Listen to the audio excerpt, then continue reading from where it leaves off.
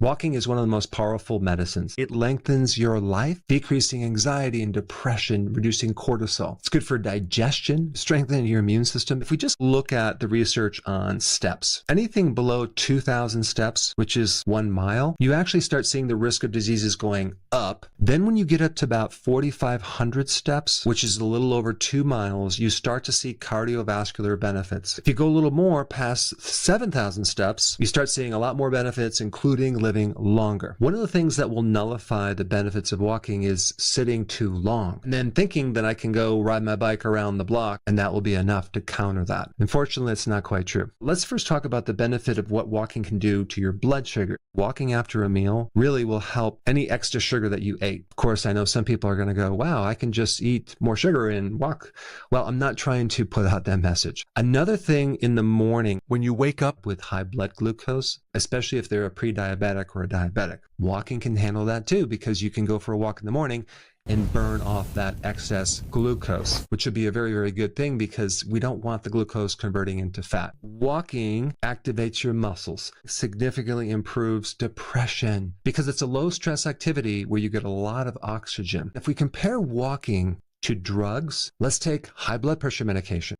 Guess what? Walking lowers your blood pressure. As far as weight loss goes, yes, you're going to lose weight with walking, especially in the belly area, visceral fat. But when you exercise, you're going to be increasing muscle, and that weighs a little bit more than fat. Instead of focusing on weight loss, what I recommend you do is just measure your waist at the level of the belly button. You should see a significant decrease in belly fat. If you walk during a fast, you can improve your results greatly. This is why when you wake up in the morning and you don't eat, you fast until noon, you should walk in the morning. You'll get better benefits. Another tip with walking is if you walk briskly, you will have much better benefits. Even if we compare the same steps, if you're walking faster, your results are going to be better. Also, drinking a little apple cider vinegar and some water, that can improve your ability to lose weight because what it does to your blood sugars. Of course, there's a lot of other things to do to increase more intensity when you're walking. Walk up a hill. You can walk upstairs. In 2017, there was a Japanese study which actually has amazing benefits. It can actually produce 3 times the results of lowering blood pressure, 10 times the results with leg strength. All you do is for 3 minutes, you're walking fast, and then for 3 minutes, you're walking normal. And you simply go back and forth 5 times. That specific type of walking for 30 minutes gives you more benefits than an hour and a half to 2 hours of just regular walking. Another tip that I would recommend is to walk backwards. It strengthens your knees and ankles and hips. And apparently it improves more cognitive function when you do that. It also helps your balance. Of course, do this in a safe place. I wouldn't necessarily do this walking down the street in a city. Another thing that I recommend is nasal breathing when you're walking as much as possible because you can increase more CO2, which then makes your oxygen more efficient in your blood. Another really important purpose of walking to counter the stress of life. When I go for a walk, I do not bring my cell phone. I don't listen to music. I'm not watching videos when I'm walking. What I'll do is I'll use as many sense organs as possible. I'll be looking at trees.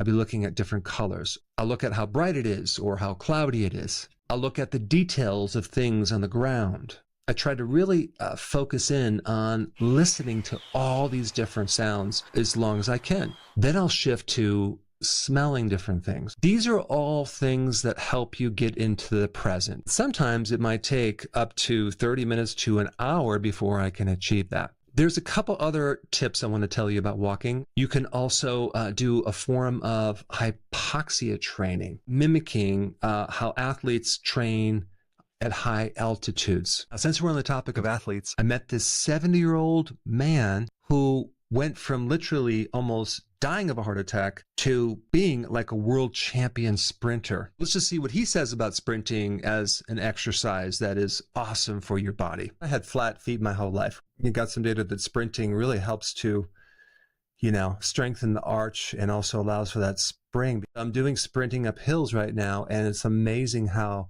my feet are responding, and they're like putting back in that elastic band, bypassing the actual loss of the arch. I'll tell you, hills, I do 100-meter hills once a week. After I've done all my warm-up, that's like the beginning of a workout. I'll do 100 meters uphill. I walk it back at a slow pace. I run another one immediately. I do that 6 times. Wow. By the 6th time, you feel like you're like about to be crushed. Then I have an 8-minute break, and then I start doing whatever the coach told me I had to do that day. But yeah, hills have been fantastic. And, you know, running, most of us walk somewhat flat foot, but when you run short distance in a track, you're running on your toes, especially when you put your spikes on. It's completely different physiological function. The biomechanics are completely different. But now back to hypoxia training. How do we do that naturally? All you have to do is periodically sync your breath with inhalation for 3 steps and exhalation for 4 steps. This is not an exact hypoxia method. It's a form of it. It's something I would do before this next thing I'm going to tell you, but it's a way of restricting oxygen to a certain degree. Then you can work up to every few minutes, you're going to hold your breath for 5 to 10 seconds. Let me tell you some of the benefits that can occur when you do this over a period of time. You're triggering certain genes in the body that compensate and make your body stronger, decreasing inflammation, and even help improve your recovery. Let's talk about the mistakes with walking. Mistake number 1, leaning too far forward, because that's going to put pressure on your upper back muscles as well. Another mistake is wearing shoes that are very cheap or uncomfortable. Another mistake is not taking advantage of having your exercise get rid of the sugar. In other words, when you walk is important. The other thing is that some people get very enthusiastic and they overtrain. They go out for a really long walk, and they make this a habit of walking every single day over soreness, so they're overtraining, and I don't recommend that. That's a big mistake. You want to let your body recover so it's not so sore. Now that I covered walking, there's another type of exercise to take your fat loss to the next level in just 11 minutes a day. Check out this video right now to learn how to do it. This one, right there, click it. Hey, before you leave, I just wanted to give you a little quick history on some of the books that I wrote. This was one of the first books. It's called Dr. Berg Body Shapes. It was my attempt at writing about body types. What was very interesting about this book is I actually did all the images myself. Don't ask me why. They look actually not quite as professional as some of the images that I have in the new book. But anyway, this is my first attempt right here called Dr. Berg's Body Shape Diets. And then I wrote a book more extensive called The 7 Principles of Fat Burning. I don't even have a copy anymore, actually, because it's outdated. The next book, I put about 1,000 hours into this one right here called The New Body Type Guide. Major updates on the body types. I put a lot of energy into this. It has professional images, graphics, all sorts of things. Now, the problem with this book is it doesn't really describe what this is really about. Body types are only a small portion of what's in this book. And that's why I changed the name to the Healthy Keto Plan, okay? If you happen to have this book, you don't really need this book because there's only very, very minor updates. But if you don't have this, you need to get this one right here.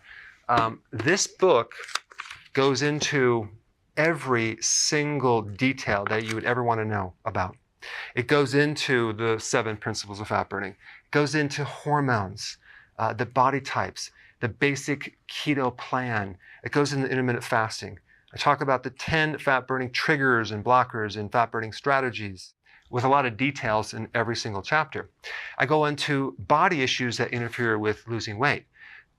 There's very few people that just have a weight problem. They have a lot of body issues, whether it's sleeping problems, stress problems, inflammation, menopause. I cover that extensively in this book. Then I talk about how to get rid of stress, and I show you a technique. Then I get into exercising. And then I have a lot of really good recipes in this book as well. So this is a good reference guide. On my website, if you get this book, you get this one free. It's called Healthy Keto and Intermittent Fasting. This is the shortcut, quick guide to this book.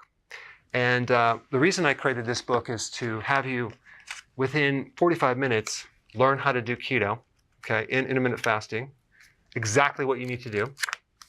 Then you can fill in the blanks with this book right here. So right now I'm doing a special. If you get this book, you get this one totally free, or you can go to Amazon and get these individually. So I just want to clarify the difference between this book and this updated one right here. If you don't have this, you need to get this right here. That way you can get the exact correct information to do it healthily.